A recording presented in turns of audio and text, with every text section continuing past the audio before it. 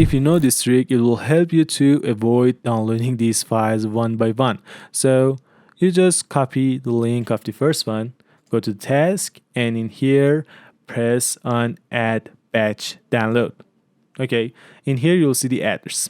In this part, you need to find the number. Instead of that part number, you need to press star and then press on OK. As you can see, this is a batch download. This place is for saving. As you can see, if you click all files in one directory, you can choose a directory, press on select folder, and all files that are in this batch download are going to be saved in this location.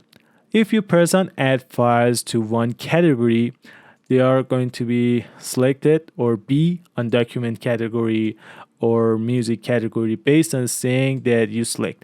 But if you select the first one, and this one is the default one, the application detects that, okay, this file is document, needs to be saved on document, this one is music, needs to be saved on music category, and this kind of things. Okay, if you press on OK, they will be all added into your IDM list. I press on OK, and I set it on synchronization queue, not the main download queue, and then press on OK. So, as you can see, these are the files. So if I press on start synchronization queue, all of them start downloading.